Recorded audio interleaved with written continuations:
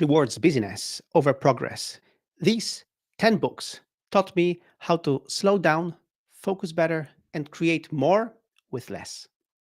From the micro improvements of atomic habits to the deep focus of deep work, from the clarity of essentialism and the one thing to the structure of getting things done and the 7 habits of highly effective people, these ideas reshaped how I think, work, and live.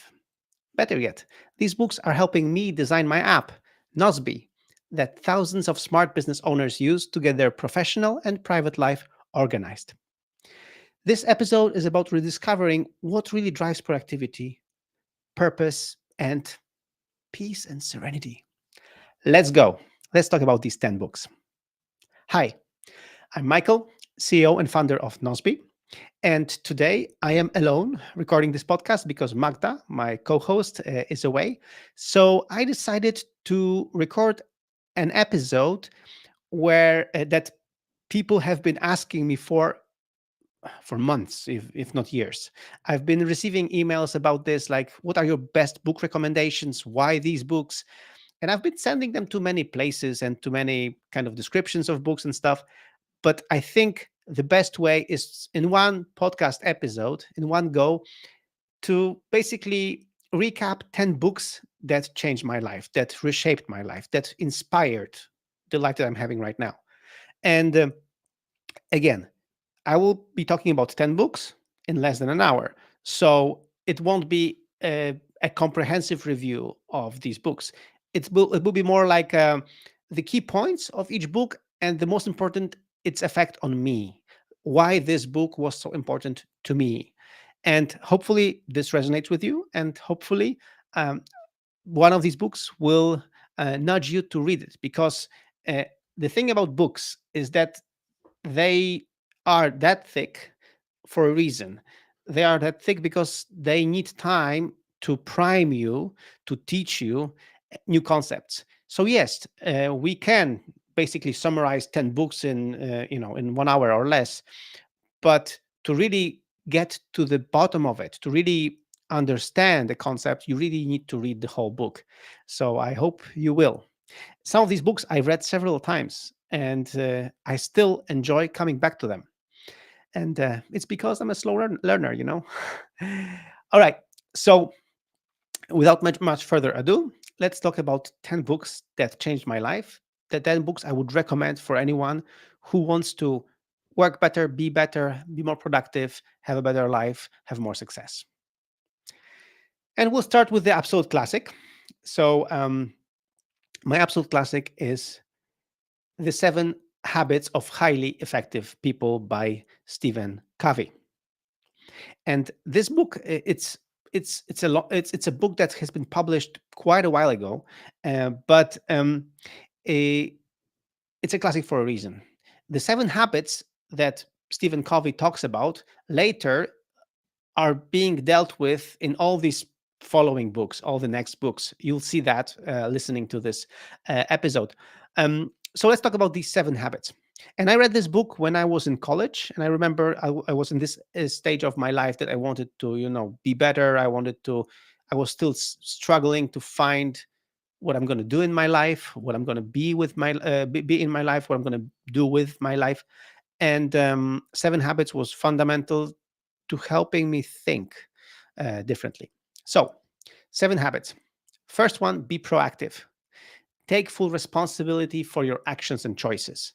And Stephen Covey, I remember that he uses this word responsibility as in ability to respond, because he explains that this habit means whatever happens to you, you have to have the ability to respond, but ability to respond your way.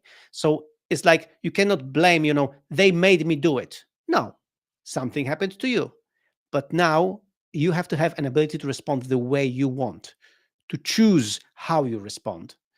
And it's been, very important for me to be able to, whatever happens, own that and respond in the way that I wanted to do. Like, instead of have to, choose to, what I choose to do, how I choose to respond. Second habit, begin with the end in mind. define a clear vision of your life goals and core values. And as you've been listening to this episode and to this podcast and to me over the years, you know that I kind of work like this. Like I was studying business in college and I wrote my thesis on working from home and virtual companies where people work from home from many places in the world. And look at me now.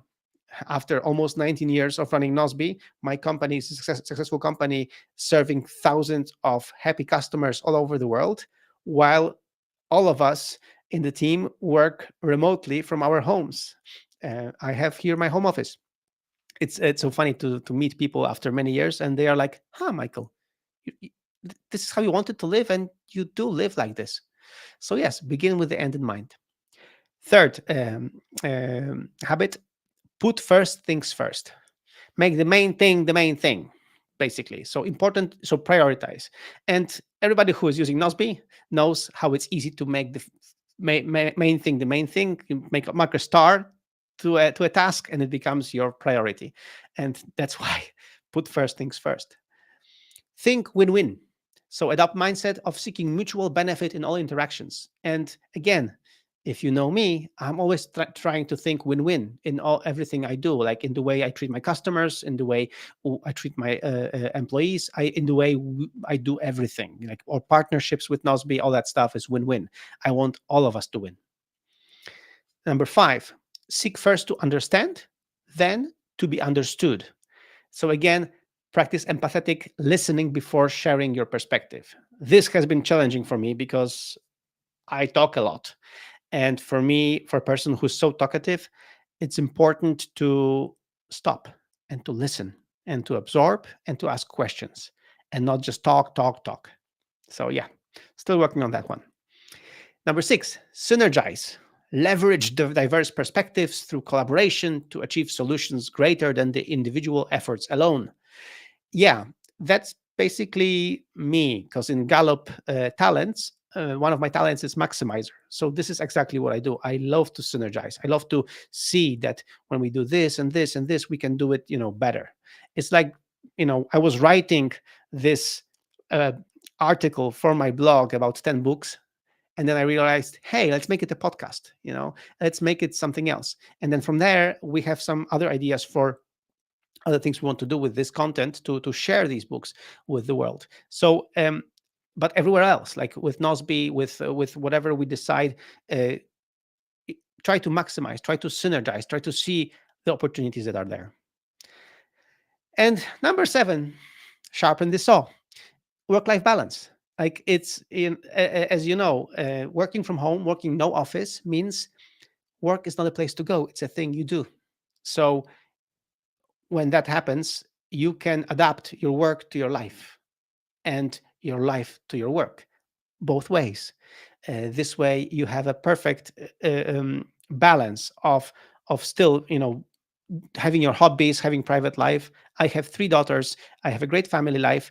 I'm also a triathlete. I do train and do sports, and still like this way, and I do sleep, and that's why I have the power and the drive, to be running my company already almost 19 years.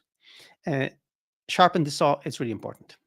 So anyway, this book is the key. Is the key to. It was my beginning. It was my first book really about productivity and about being better in life. But it wasn't that practical. So I remember when I was trying to set up my system, how to get things done, how to work. One of my friends, another Michael, one of my friends, he told me, Michael, you need to read this book. You need to read David Allen's Getting Things Done, The Art of Stress-Free Productivity. I have this book here. You can see also I have several versions of this book, of course, so that's the one. And this book, it has changed my life basically, because I loved it. David Allen's approach was something that was instantly perfect for me, especially this takeaway from the book that, mind is a poor place to store information, to do. If something needs to be done, it has to be saved in a trusted system, and it has to be set up you know, like this, that you're being reminded of it when it's really necessary, that it's not like uh, that it's um, because mind is tricky. Mind reminds you about things when it wants you to. So for me, this was a revelation. I started writing things down, preparing my system, and doing everything according to this GTD methodology. GTD for getting things done. So let's talk about the methodology, how it works. First is capture. So it means that you have to collect everything that requires attention in the trusted system. And for thousands of people over these years, trusted system was Nosby. And before that, when I was reading that book, Nosby wasn't there yet, but hold that thought. Number two, clarify. Determine if each item is actionable. And if it is, then define, the next actionable step. And here's the famous 2-minute rule by David Allen. If something can be done in less than 2 minutes, do it now. Don't even write it down. Just do it now. Say 2 minutes. Number three, organize. So sort tasks in projects. And especially David was always saying in his books, everything that takes several steps is a project. In Nosby, as you know, we have projects and we have tasks. In projects, we have sections, but then in tasks, we have checklists. So you can, um, uh, split a task into several small checklist points. But if it gets too big, you can still convert it to a project if need be. So for me, this is really important. Then later, number four, reflect. And this is why we have TGIF. That's why we have Fridays, Mighty Fridays. Um, regularly review all lists and projects. So the idea is that you have your weekly review, that on a Friday you do your weekly review, you review what happened that week, and you get ready for the next week. This way, when Monday comes after the weekend, you have a plan, you know what to work on. And then number five, engage. So use an organized system to decide what to work on at the moment based on context, time, energy, and priorities. And this is, again, something that is really easy done in our application. And this is why after reading his book, after reading the first version of Getting Things Done, I loved it. I loved the approach, but I didn't like the implementation. I wanted to have something digital. And that's how Nosby was born. It was, for me in the beginning, for Nosby, I just wanted to have the simplest way to add task. So I could capture, things from my mind and put them in a system. And then later organize them quickly in a project, and do drag and drop, like move things between projects, like organize them easily and effortlessly. And then the star, what's the next action? What's the next physical action that can move this project forward? So this has been the cornerstone of Nosby. And even now in the new Nosby, it is different than in classic, but these things stay. We still have projects, we still have tasks, we still have priorities, like next actions. And this is always true. This is always how I work. So a funny personal story. After launching Nosby, a year later, I got to meet David Allen in person. And later, we went on a dinner with our wives, and then we became friends. And I visited him in house in Ojai, California. And I interviewed him for the episode 43 of this podcast. So if you want to check out that interview, it will be linked in the show notes. And we still, know each other. And last time we saw each other was in Amsterdam. He now moved to Amsterdam, where he had a GTD summit, so a GTD conference. And I was happy to be there and to see him again in person. So for me, inspired by his book, Building My App, it was a dream come true to meet the author of this book personally. All right. So book number 3, Cal Newport, Deep Work. Let me find the cover for it. There it is. Cal Newport, Rules for Focused Success in a Distracted World. So I also have this book here in a little bit different cover. So Deep Work. Cal Newport's books are really good. Like he has several. I encourage you to get them all. he is really great. He's a great author. But Deep Work was the fundamental book that helped me um, not only realize that as I was running my company, I increasingly did not have time for deep work. And in his book, he taught me how to create space and time for deep work. And Deep work, how he defines it, it means professional activity performed without distraction that pushes your cognitive limits, resulting in the creation of new value and skill improvement. So this is how he defines it. And for me, this book helps me um, create my calendar, in a way that I have space for deep work. I'm sure in one of the episodes we'll talk about my weekly schedule, how it works, and you will see that I have time blocks for deep work, thanks to Cal Newport. So here are some tips from his book. Dedicate specific, uninterrupted blocks of time, what I just said, for focused, high-intensity work. Create rituals and environments that foster deep concentration. Like sometimes you need a trigger, and we'll talk about it soon. And limit or eliminate distractions like social media and email during deep work sessions. So it's really important that you really um, help yourself, help me help you. You help yourself create time and space for deep, focused work. All right. So book number 4. Um, book number 4 is The One Thing. The One Thing by Gary Keller and Papasan. And there it is. I also have it here. The One Thing is uh, is basically this book that helps you figure out what to, how to use your deep work hours, like what to use them for. Um, uh, the the main takeaway from this book, it's a focusing question, and it's a question I ask myself every morning. I even have it in my um, in my diary, um, um, in my journal. Like I have this journal shortcut, which we talked about it in one of the previous episodes of the show.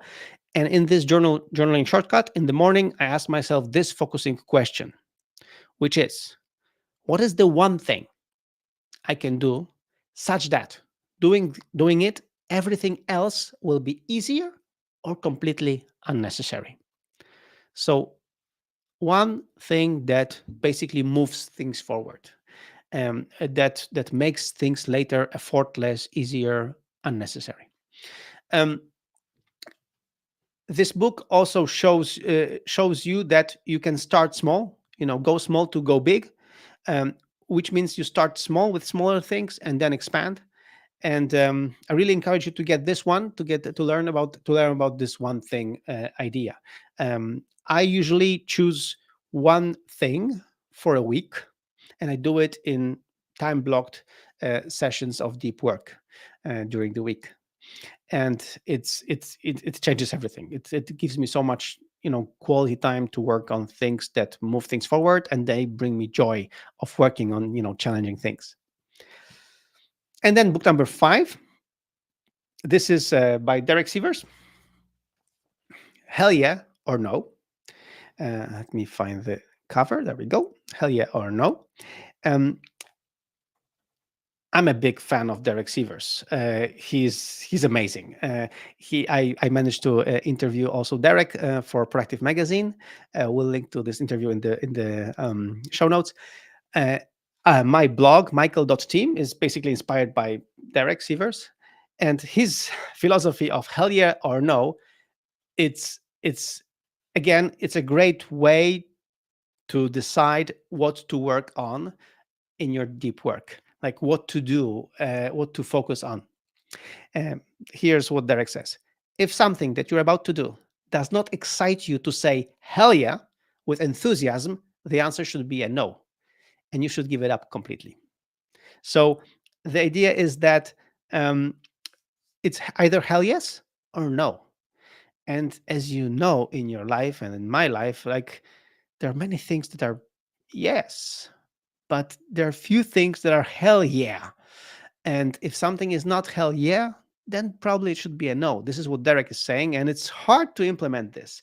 It's um, it's difficult, but um, I know that when you put this criteria, you are being even more selective about what you want to do.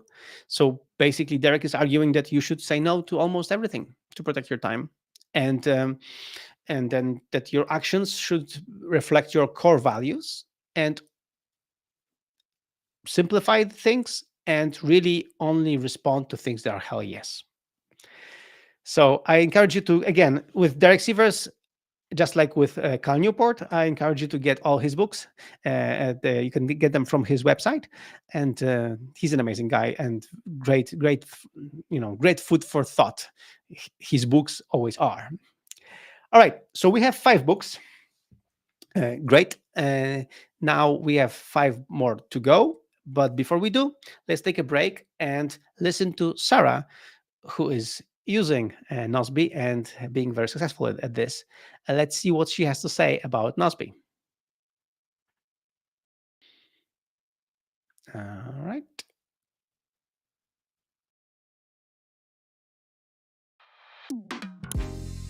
When we've been around for about 10 years, our business has, and we've been using Nosby for about 8 of those years. And as we grew, we kind of got to the point where I just couldn't remember everything anymore.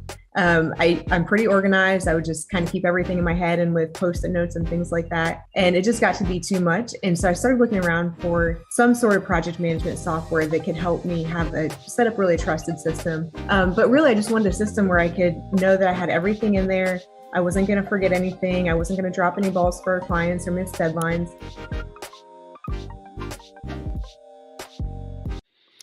Okay, now it's time for my favorite book, my best book of all time.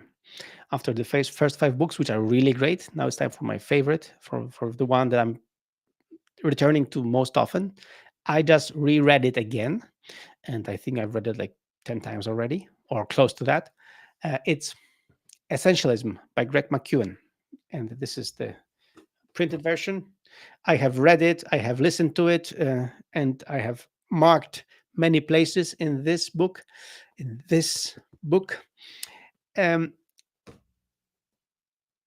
Essentialism is one of these books that completely changed my mindset, because I am this kind of person that I like to say hell yes to too many things.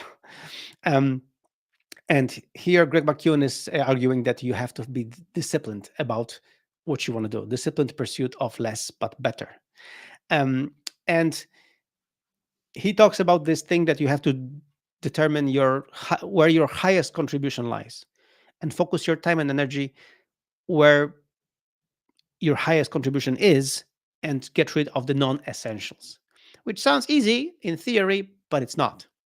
But one thing that where he convinced me that we should, I should focus on that, I should, think about that, is this paradox of success that he's talking about, because it resonates with me so much. Like, he says that success often unlocks more options and demands, hey, and can distract you from why you became successful initially. And it's so true. Like, when I started having success with Nosby, I had so many ideas for other apps, for other things. And I thought, I'm going to just do them all. I'm going to, have many apps and have millions of customers and just be on top of the world with, multitude of apps and things. Well, I spread myself too thin. Now, 18 years in, 19 years almost, I'm still running Nosby.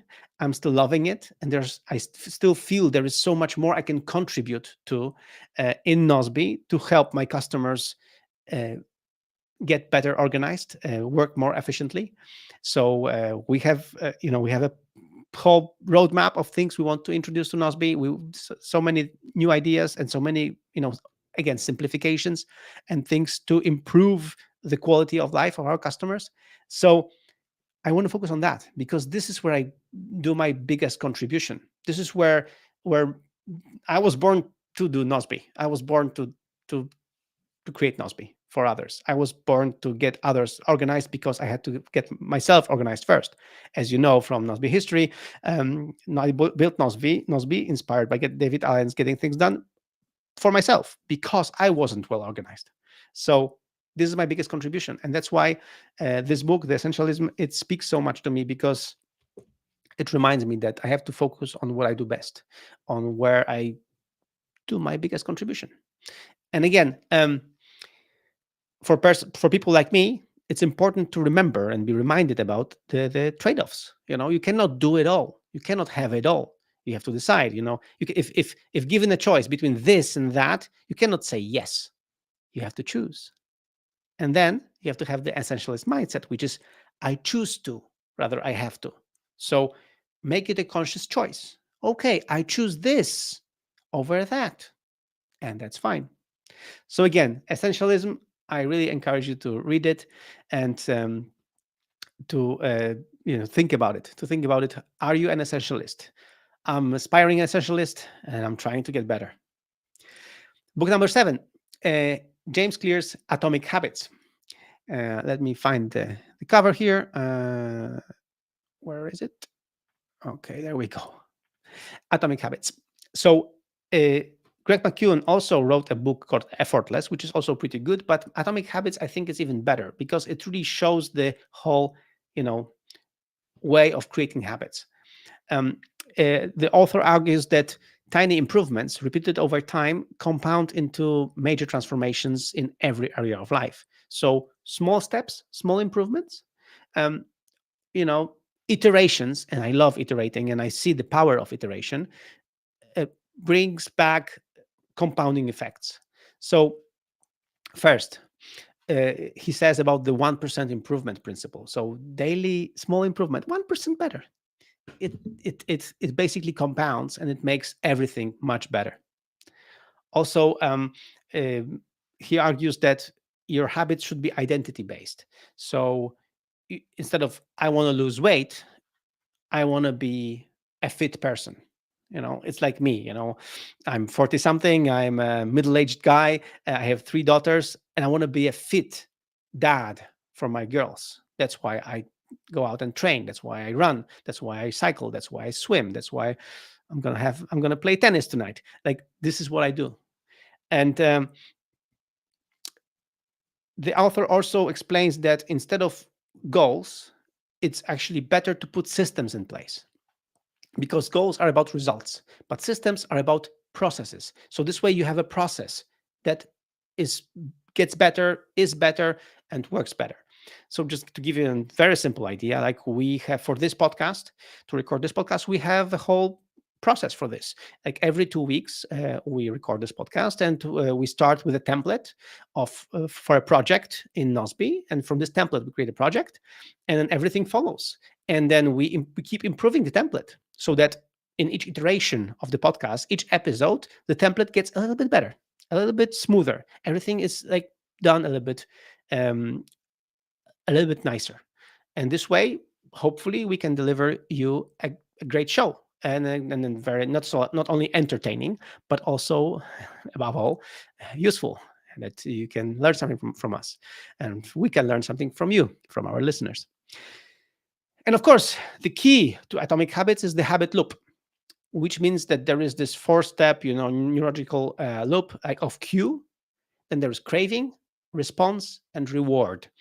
And on each step, you can modify it to focus on good habits or bad habits. So if there is a cue, you can change the cue, or make a conscious cue for something. Then create a craving, a good craving, and have a proper response, and have a good reward. And this way you will be promoting a good habits. And the cool thing about this is if you focus on a small habit, then the habits can compound, because then you create another habit, and you can also stack habits together. Like, for example, today in the morning, on one hand, I want to do my journaling, my morning journaling, and then I want to pray. So after journaling, automatically a prayer popped up. So it would kind of after journaling introduce me to prayer, so I could pray and think and meditate before I started working today. So anyway, great book, Atomic Habits, I really recommend if you want to build long-lasting habits. Uh, there is a reason this book has become a world's bestseller, selling millions of copies, and it's still on bestseller lists. It's that good.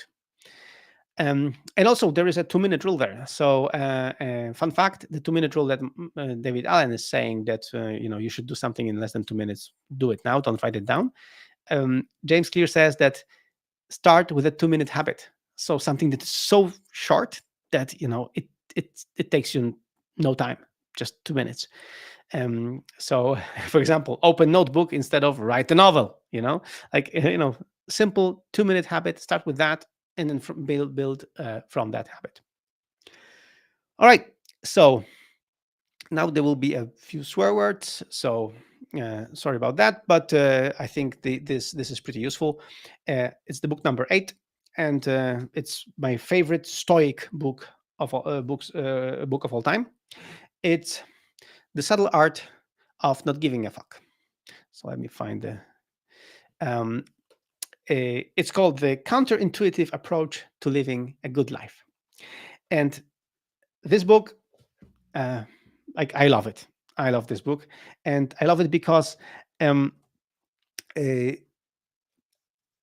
not giving a fuck doesn't mean being indifferent or careless. It means choosing what you care about.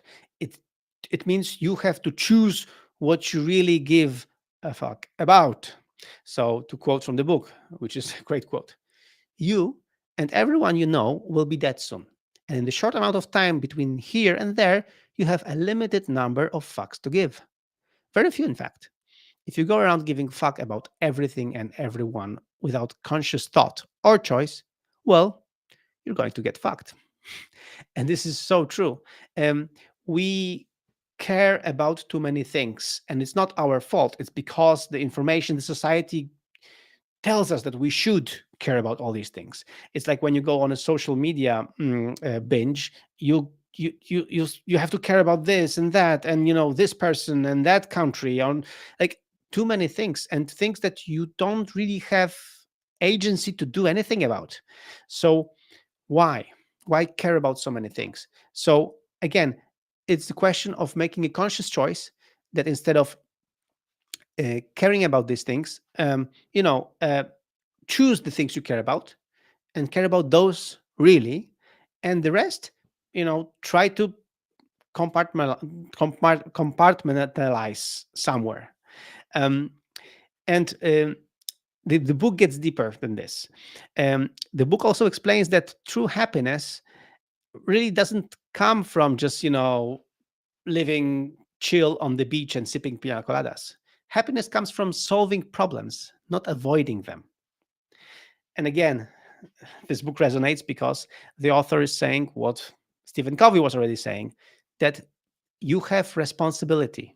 So if something happens to you, it's not your fault, but it's still your responsibility. So it means you have to be responsible for your response to it. Because you cannot control what happens to you, but you can still control how you respond to it. Exactly like in Seven Habits. Again, value-based living. So prioritize your values: honesty, kindness, like things that that are true values, instead of things that are external and not you cannot control, like your popularity. I've shared in previous episodes of this show that our values for Nosby are passion, simplicity, fairness, freedom, and trust. And we live by these values. This is whenever we have to make a decision about something in the app or something in the business, we talk about these values. We filter these decisions through these values. So again, this is basically a book about Stoicism, but in a kind of funny way and counterintuitive way, I would say. So I totally recommend it. Okay, so now the book number 9. We're going really fast. I hope you're hanging tight. The book number 9 is about is also a classic. It's called The E Myth. So why most small businesses fail, and what to do about it, how to help them not fail. This book came to me recommended, and as you can see, I also took some notes. And this book came recommended. I haven't read it in a while. I haven't heard about it before, and I wish it would come to me earlier, because I remember in 2018 I was basically on the verge of a burnout. My company was very successful. I was very successful, but I was burning out. And I remember with this book, I realized that the e myth. What's the e myth? And this myth, entrepreneurial myth, is that this false belief that technical skill alone is enough to build a thriving business. That me being great at what I do, it's the only thing that matters. And this book shows that as an entrepreneur, a successful business owner, I must balance these three identities: technician, manager, and entrepreneur. Technician is the one who does the work. Manager creates order, plans, and organizes. And entrepreneur envisions the future, drives innovation, and strategizes growth. And I realized after 2 years of running Nosby that I'm not the best technician in the world, so I'm not a good programmer. That's why I hired Tomasz, um, who still works with me and is on our board and still is our CTO. And because he's much smarter than me and in programming, and later, but to be an entrepreneur, later I had to figure out that I have to also envision the future, and also create processes in the company, because um, eh, the problem is that we as entrepreneurs are working in our business, that we are so busy that we forget that we have to work on our business. So to work on the processes, on the process that I just mentioned, on the process of the podcast, on the process of developing the app, or the fact that we in Nosby we ship our application every 2 weeks with new improvements. This is a whole process, and this process is we keep tweaking it, improving it, as I mentioned.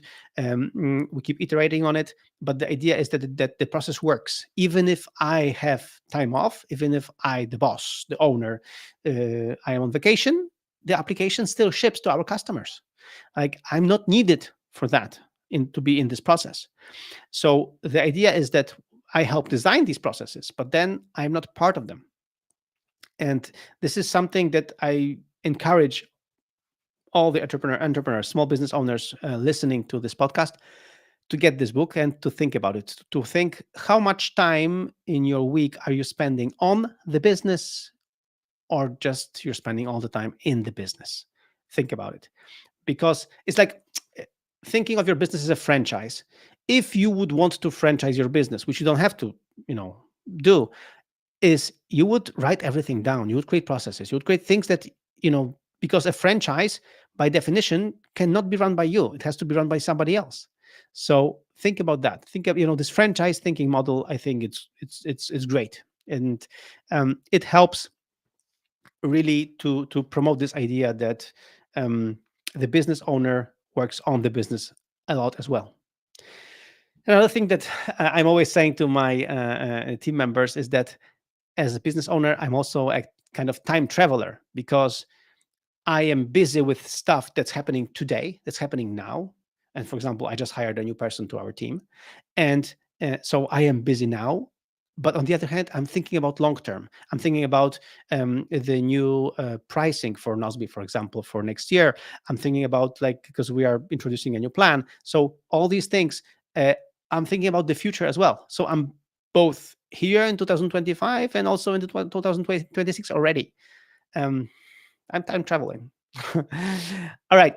So these are 9 books. And the 10th book, this is self-serving. I'm sorry, not sorry. But I wrote a few years back a book that's called 10 Steps to Ultimate Productivity. And this book we sold as a physical book as well. Now we don't sell it as a physical book anymore, but you can still get the latest version, the latest edition, the 3rd edition, as an ebook. You can download it for free. Here's the link, nosby.com/10 steps dash ebook. You will have this also in the show notes, so make sure to check it out and get the book. And this book is basically a summary of all these things that we just talked about today, all of my inspirations from the other books. And this is basically my blueprint of how I work. And hopefully it will serve you. And recently I just out of the blue, we are not promoting this book anymore, but out of the blue, several of our of Nosby customers wrote to me saying thank you for this book, and that it was useful for them. So that's why I decided to mention it again, because it's like these are my 10 takeaways from 10 most important commandments of my productivity. So let's go through them pretty quickly. Step zero is the 2-minute rule. It's what we already talked about. If you can do something in less than 2 minutes, do it now, from David Allen. Step 1, clear your mind. Again, from getting things done, that your mind is not good for storing information. You should store information in a trusted system, like Nosby or some other trusted system. Step 2, organize tasks in projects. Again, if something takes more than just, it's more than a task, it's more than one step. Maybe it's a project. Maybe it really needs more steps. So organize your stuff. Step 3, prioritize. Again, ask this question: what's the next action that moves this thing forward? And do just that. Step 4, work from anywhere. Be mobile. I have Nosby on my iPad, on my Mac, and on my iPhone. So I have access to all the information from all my devices, from anywhere. I can get things done anywhere. And this is the power of the cloud. This is the power of internet. We should not be using things that are not connected and synchronized. That's what I think. Step 5, collaborate with others. Just as Michael Jackson was singing, "You are not alone."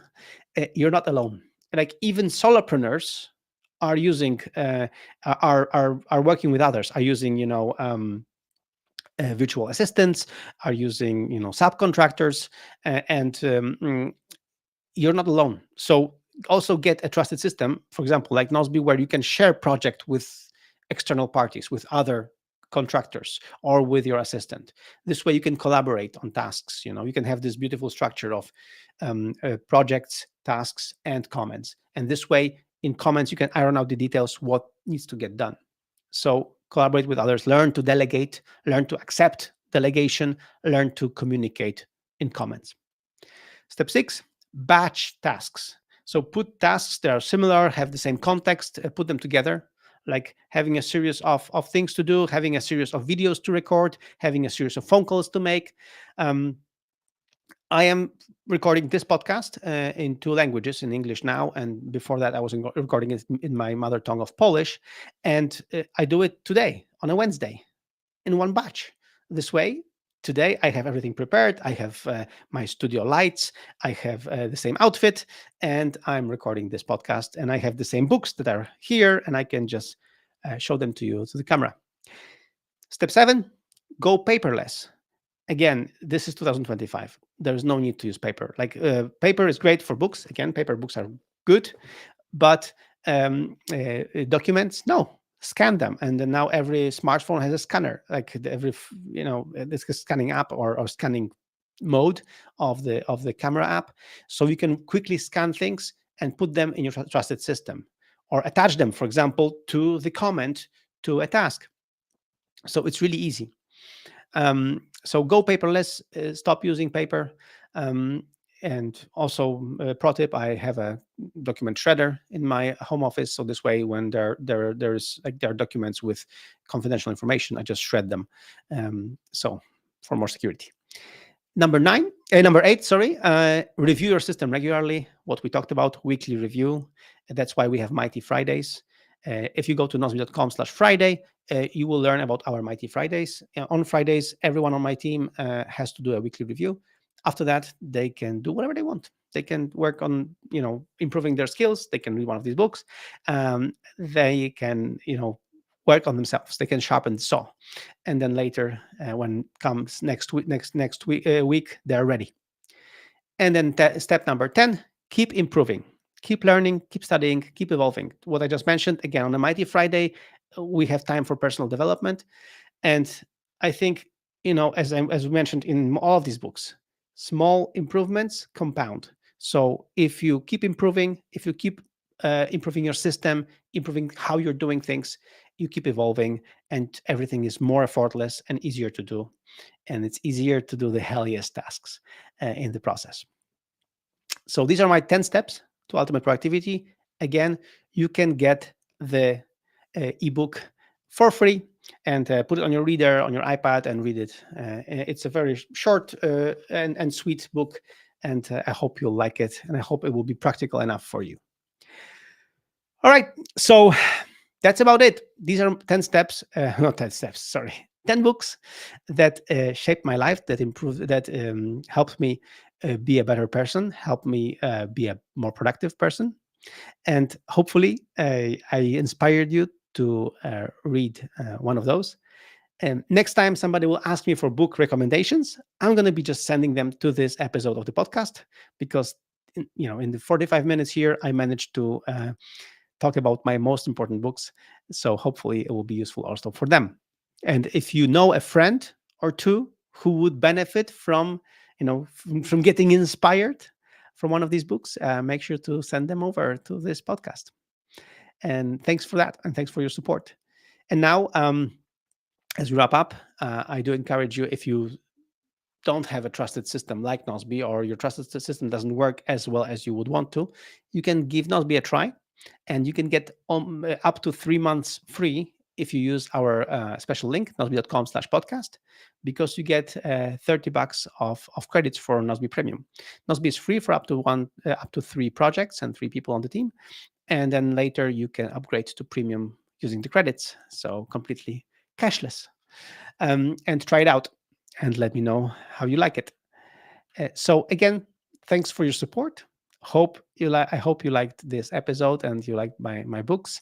And see you in 2 weeks. And thanks for sharing this with your friends.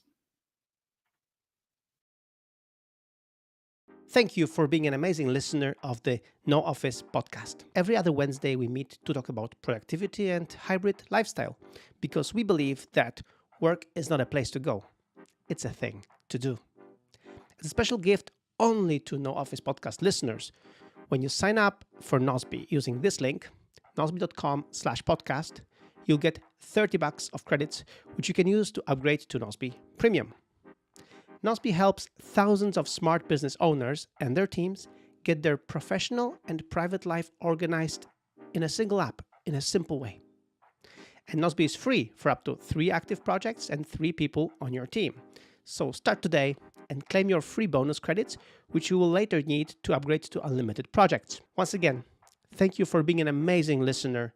Thanks for your support and for spreading the word about our No Office podcast and Nozbe. See you and hear you in the next episode, and in the meantime, claim your bonus credits here.